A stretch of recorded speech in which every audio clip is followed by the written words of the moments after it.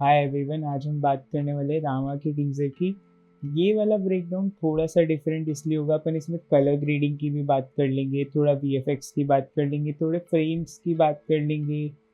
तो थोड़ी चीज़ें डिफरेंट होगी, ना कि सबकी तरह कि ये हो सकता है ये हो सकता है। हाँ, सीक्वेंसिंग की बात अपन भी करेंगे, पर हाँ मैंने देखा है और भी लोगों का, तो जो सीक्वेंसिंग की बातें अपन करने वाले हो 10% लोग करेक्ट गैस कर पाए, और मेरा गैस 90% करेक्ट हो गए, मुझे पता है, क्योंकि मेरी एक्सपेक्टेशन इस मूवी से काफ़ी ज़्यादा है और आई नो कि ये मूवी काफ़ी अच्छी होने वाली है। तो ये चीज़ को देखते हुए मैं इसकी पॉजिटिविटी पे ही बात करने वाला हूँ। थोड़ी एक दो चीज़ें है अजीब, उसके बारे में भी अपन लोग डिस्कस करेंगे। तो लेट गेट स्टार्टेड।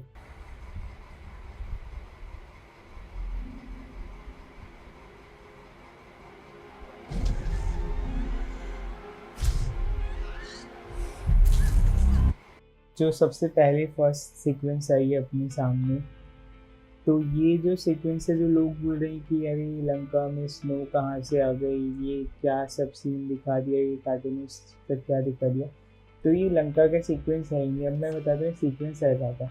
ये सीक्वेंस है बहुत ही पहले का, जब जो ऋषि विश्वामित्र है वो राजा दशरथ जी के पास जाते हैं कि हमें राम जी और लक्ष्मण जी हमारे साथ भेज दीजिए, क्योंकि कुछ राक्षस लोग हैं जो हमारे यज्ञ में बाधा बन रहे हैं। मतलब पूरा डिस्ट्रक्शन मचा दिया था उस जगह पे।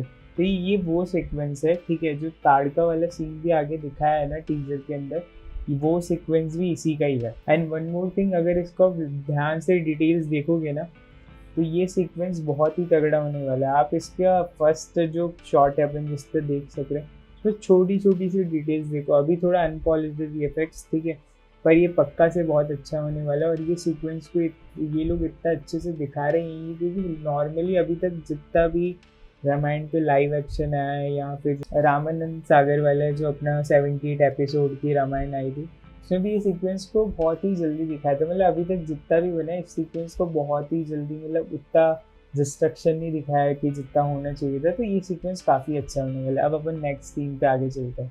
नाउ अपना वो वाला सीन आ गया जो सबसे ज़्यादा इस मूवी का टॉकेबल सीन है। वही कि लोग, ये तो एआई है, इसका तो जो पगड़ी का कलर है वो चेंज हो रहा है एआई से है ये। Honestly I am a cinematographer, मैं इस चीज़ को समझता हूँ। ये जो है उन्होंने मास्किंग में इसकी पगड़ी का कलर पोस्ट प्रोडक्शन में चेंज किया होगा, जो कि बाय मिस्टेक इनसे कोई लेयर छूट गई, उस वजह से ये मिस्टेक हुई है। इवन जो थिएटर का वर्जन इन्होंने चलाया था उस पर मिस्टेक नहीं थी, पर ये ऑनेस्टली ये मिस्टेक अच्छी खासी है, क्योंकि इतने बड़े प्रोडक्शन की मूवी को ऐसे मिस्टेक नहीं करनी चाहिए। पर ये एआई कहीं से नहीं है, एआई ऐसा मैच ही नहीं कर सकता है। इसमें ये जो बच्चा दिख रहा है जो ऐसे हाथ जोड़ के नीचे कर रहा है, लोग बोल रहे हैं ये क्या है, राम जी आगे निकल गए, क्या करें। तो राम जी हमेशा अपने अकेले नहीं चलते ना, और अकेले चलते होंगे, पर इस शॉट में आई एम 100% कि अकेले नहीं चल रहे, पीछे लक्ष्मण जी और सीता जी होंगी। तो ये उनको प्रणाम कर रहे हैं, ठीक है।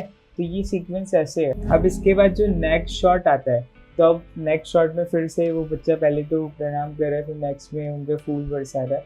तो ये वही है कि बड़े बजट की मूवी, बड़े बजट की क्या, इतना हाइप ना करूँ तो भी जो मूवीज़ होती है ना वो मल्टीपल कैमरा शॉट लेती है। तो यही है कि इन्होंने अभी दिखाने के लिए, अब ये मूवी में तो पूरा एक सीक्वेंस होगा, तो ऐसा नहीं होगा तो प्रणाम करेंगे और फूल बरसा रहे होंगे। तो ये अभी इन्होंने दो शॉट दिखा दिए, इन्होंने ऐसे दो दो चार शॉट्स और लिए होंगे, तो ऐसे दो शॉट्स डाल दिए। कंटिन्यूटी का इशू है इसमें, पर हाँ ये इस वजह से, ठीक है।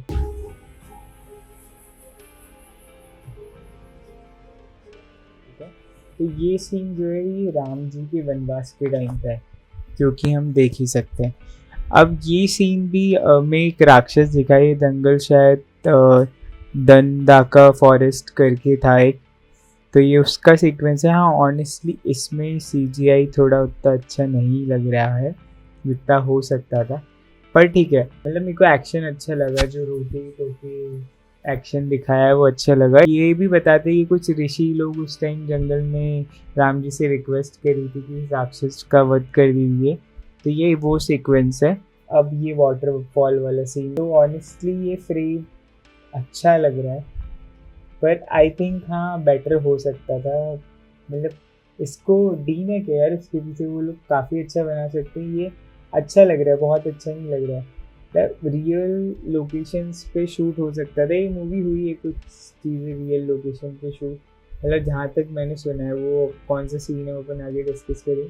पर हाँ, थोड़ा सा फेक लग रहा है, पर फ्रेम वाइज काफ़ी अच्छा है।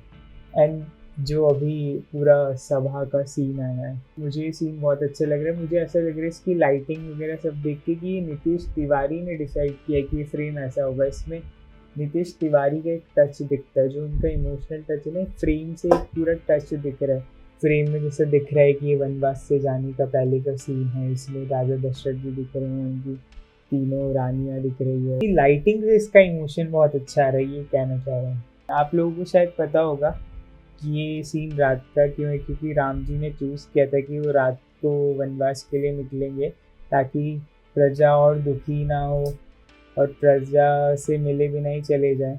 ये जो रथ वाला सीक्वेंस है, ये मेरे दोस्तों से भी डिस्कस होता है। ऐसे ही है कि अगर रथ के पहिए पे आप डिटेल्स देखोगे, जो डंडे लगे हुए हैं कैसे भी, तो वो पूरे 14 है।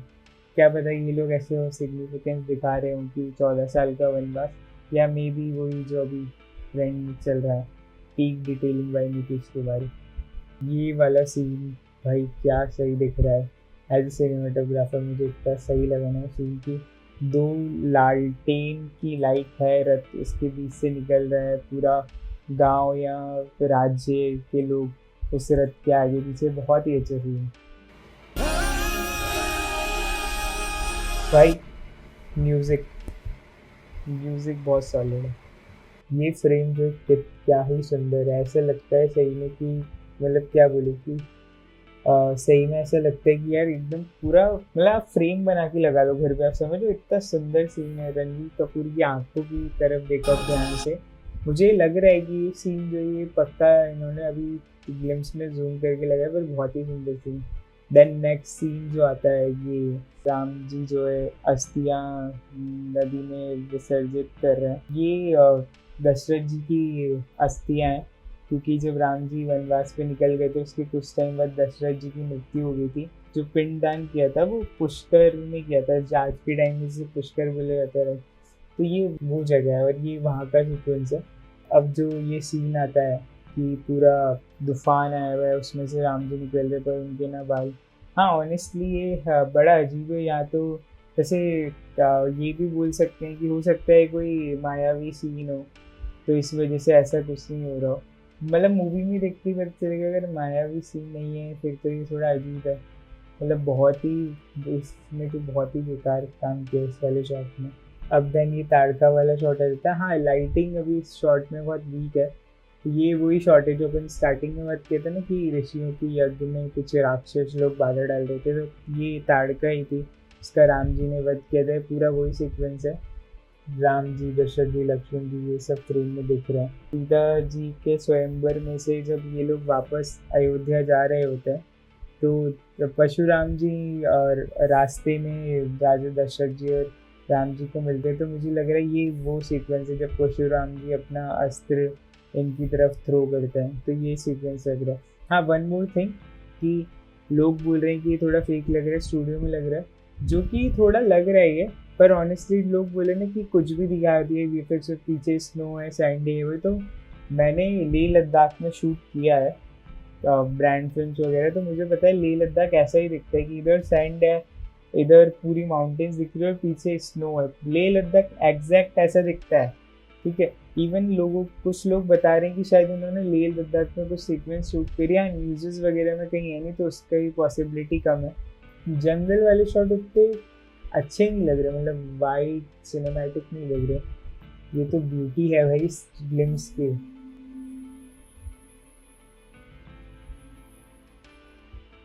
इस शॉट को भाई नहीं डिस्कस करना, ये प्रॉपर एब्सोल्यूट सिनेमा। चलो भाई अब पुष्पक विमान का डिस्कशन कर लेते हैं। किसी ने भी इतना बेस्ट वर्जन नहीं सोचा होगा, मतलब मैंने भी सोचा था ये क्या दिखाएंगे, ये क्या दिखाएंगे, पर क्या दिखाया है पुष्पक विमान को। पुष्पक विमान की कुछ ऐसे फैक्ट्स है कि वो बोलते कि वो अनलिमिटेड टाइम तक फ्लाई कर सकता था, वो शेप और साइज चेंज कर सकता था। हो सकता है मूवी में दिखाए कि अभी ऐसा दिख रहा है किसी सीक्वेंस में ये अपना शेप चेंज कर ले, तो मूवी आने पे पता लगेगा वो सब चीज़ें। और हाँ ये टाइम ट्रैवल भी कर सकता था ऐसा बोलते हैं। तो इसमें एक जगह पर अगर ध्यान से हम देख रहे हैं, वहाँ पे अपन को रावण दिखाई दे रहा है। सोच रहे हो मतलब क्या फील होगा सिनेमा में जब देखेंगे इसको। तो इसका क्या कितना बड़ा साइज होगा कि रावण इतना सा दिख रहा है पुष्पक विमान के आगे। भाई बहुत सही। इवन इससे पहले थोड़ा अपन पीछे जाते हैं, तो ये जो पूरा डिस्ट्रक्शन दिख रहा है फ्रेम के अंदर की रेलिंग वगैरह टूटी हुई है, रावण वॉक करते हुए जा रहा है, ये पक्का उस टाइम का सीन हो सकता है कि जब रावण ने कुबेर से पुष्पक विमान और लंका को छीना था। ये उस टाइम का सीन हो सकता है क्योंकि रावण का नहीं था पुष्पक विमान, रावण ने कुबेर जी से पुष्पक विमान छीना था। तो इससे ये भी दिख रहा है कि मूवी में रावण का अच्छा खासा पोर्शन होने वाला है, जिसके प्लस सीता हरण के अलावा उसका अलग से भी एक पैरेलल में पार्ट चलने वाला है। Okay, okay, so the teaser is and